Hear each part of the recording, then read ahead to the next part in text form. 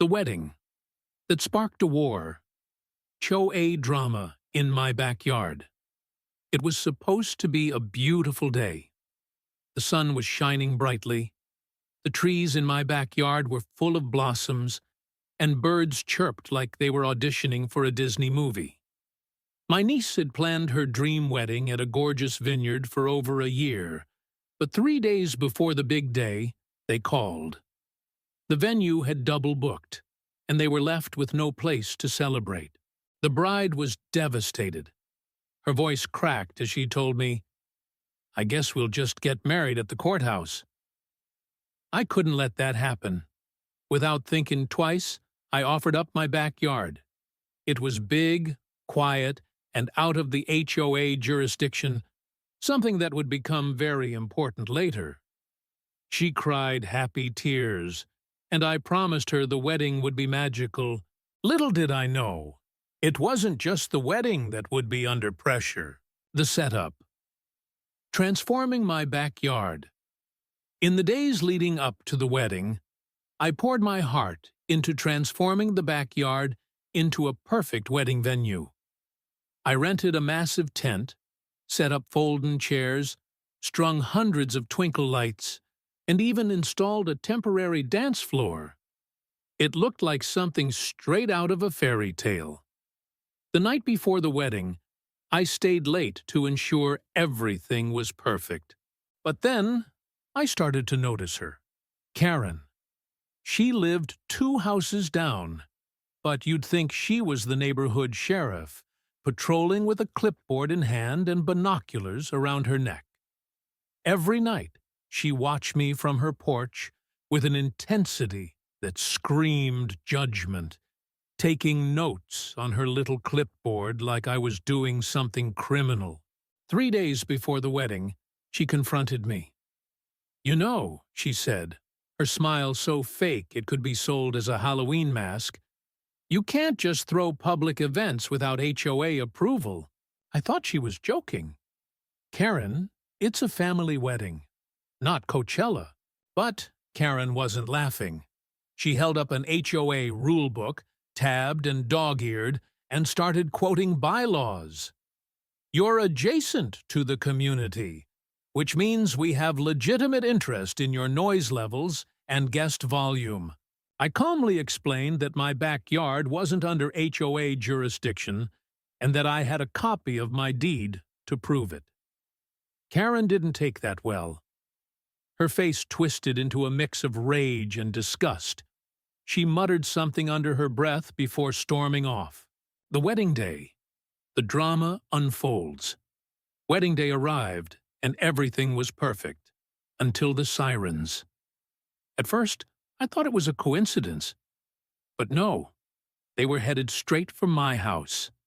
A police car pulled up, and I couldn't believe what I was seeing. Karen, standing at the gate, phone in one hand and HOA rulebook in the other, barking about noise violations and parking issues.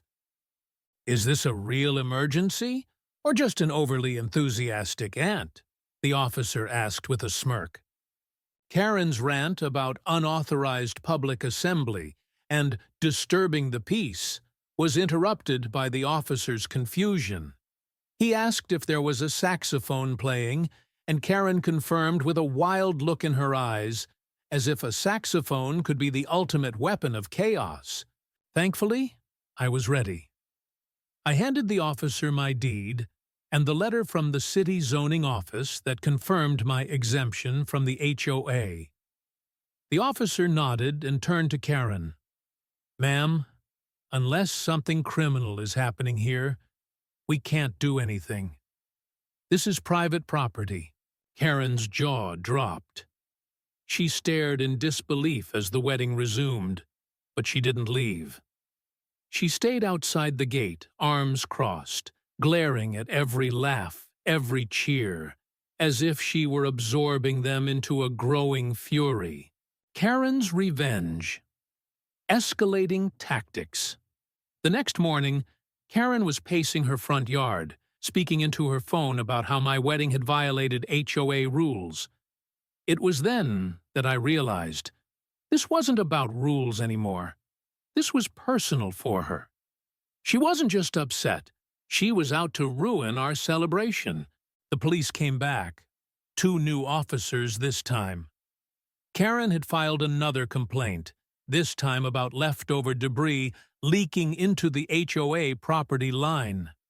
The officers were visibly annoyed and confused as they walked through the backyard, where not a single napkin had been left behind. But Karen didn't stop. That night, a drone appeared. A black quadcopter hovered above my backyard, recording every move. I traced it back to Karen's house, where her husband was controlling it. I didn't let her get away with it.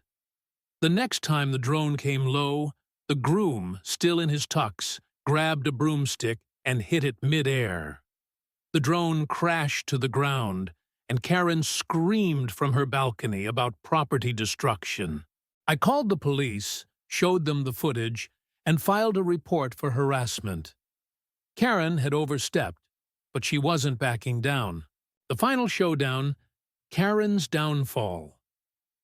The war had been long, petty, and draining, but Karen wasn't finished yet. She escalated by fabricating fake HOA violation notices, claiming my guests were obstructing aesthetic harmony with their vocal exuberance. She even sent a fine to the bride and groom, demanding they pay for the non-compliant event. I wasn't going to let this go. I had a cousin who was a civil rights attorney. He laughed at the fake notices and helped me draft a cease and desist letter, demanding Karen stop her harassment or face legal action. Karen wasn't fazed.